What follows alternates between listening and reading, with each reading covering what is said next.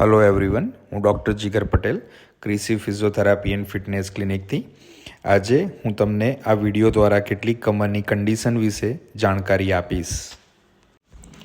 આપણે condition 1 હર્નિએટેડ disk વિશે વાત કરીશું, જેમાં કમર કે ગરદનના મણકા વચ્ચે ગાદી ખસી જતી હોય છે, જેનાથી નસ ઉપર દબાણ આવતું હોય છે, જેના કારણે હાથ કે પગમાં તે નસના ડિસ્ટ્રીબ્યુશન્સ એરિયામાં ખાલી ચડવી, ઝંઝનાટી થવી, વીકનેસનો અનુભવ થવો, અંગ બહેરું પડવું કે પછી દુખાવો થવો જેવા લક્ષણો જોવા મળે છે અને સાથે સાથે કમરમાં પણ દુખાવો થતો હોય છે. આ વિડીયોમાં તમે જોઈ શકો છો કે ગાદીમાં બહારની ટેન્ડનિયસ રિંગ હોય છે, જેને એન્યુલસ ફાઇબ્રોસિસ કહે છે, અને વચ્ચે જેલી જેવું સબસ્ટન્સ હોય છે, જેને ન્યુક્લિયસ પલ્પોસિસ કહે છે. એન્યુલસ ફાઇબ્રોસિસમાં ટીયર થવાના કારણે જેલી જેવું સબસ્ટન્સ બહાર આવતું હોવાથી નસ ઉપર દબાણ આવતું હોય છે.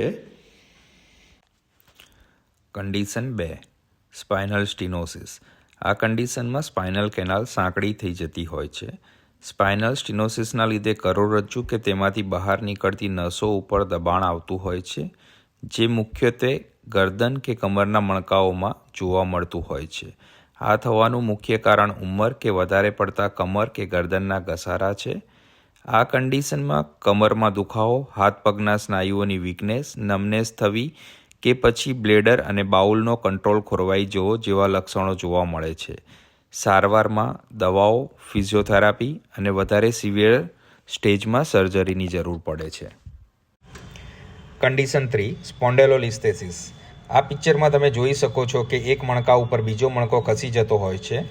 સ્પોન્ડેલોલિસ્થેસિસના 4 ગ્રેડ હોય છે, જેમાં ગ્રેડ 1માં 25% સુધી, ગ્રેડ 2માં 25થી 50% સુધી, ગ્રેડ 3માં 50થી 75% સુધી અને 75%થી વધારે ખસેલ હોય તો તેને ગ્રેડ 4 કહે છે.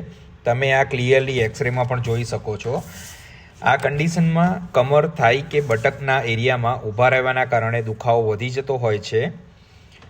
આ કન્ડિશનમાં થાપાના સ્નાયુઓ જકડાઈને કડક થઈ જતા હોય છે. ગ્રેડ 1 અને ગ્રેડ 2 સ્પોન્ડેલોલિસ્થેસિસમાં ફિઝિયોથેરાપી ઘણી મદદરૂપ બને છે, તેમજ ગ્રેડ 3 અને ગ્રેડ 4માં આગળ વધતું તેમજ સર્જરી અટકાવી શકાય છે.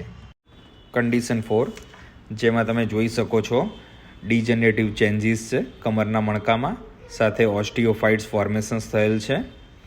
આમાંથી તમને કોઈ પણ કન્ડિશન્સ થયેલ હોય તો અર્લી નિદાન કરવું આવશ્યક છે.